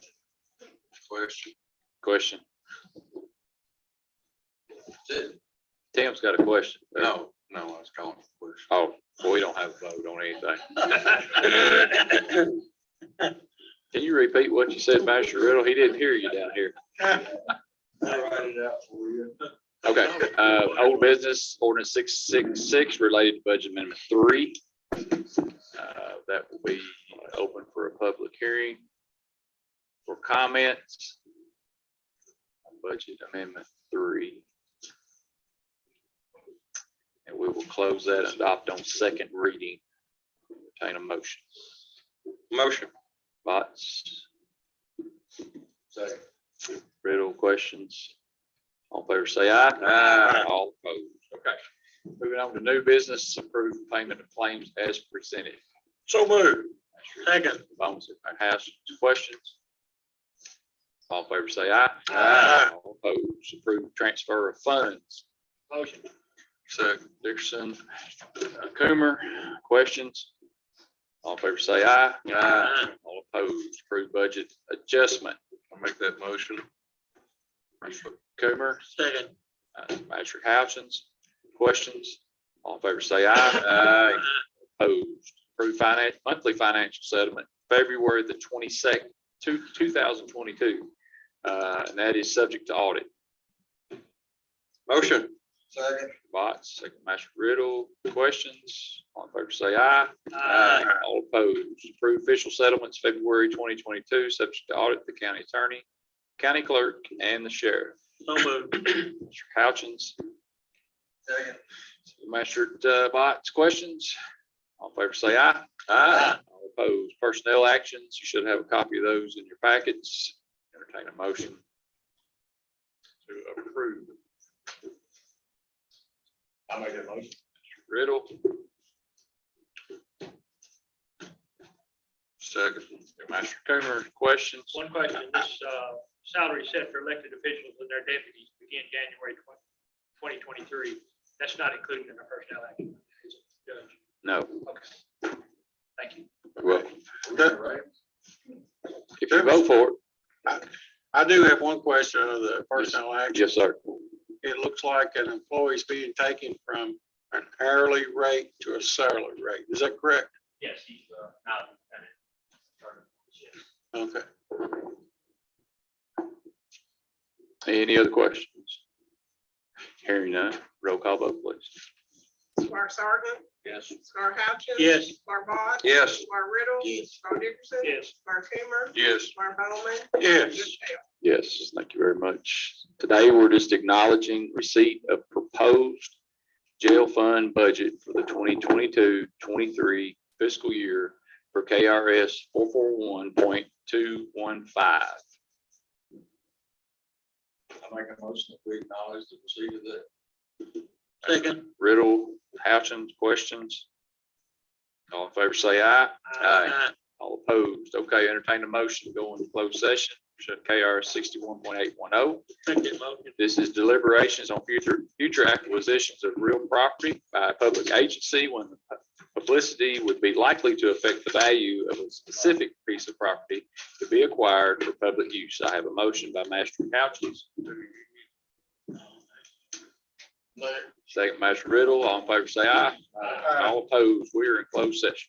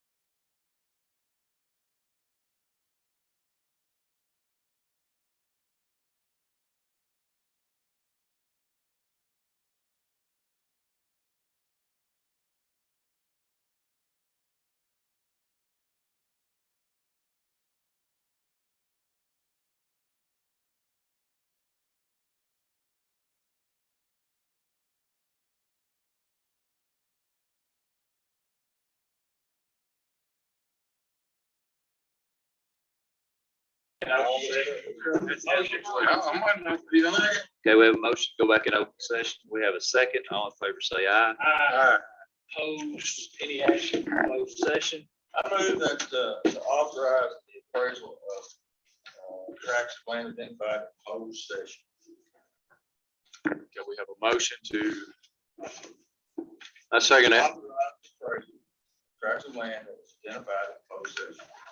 are you gonna give me the authorization to do that? Yep. Okay. That'd be for the county judge. Madam Clerk, we do have a second, Master Bots. Questions?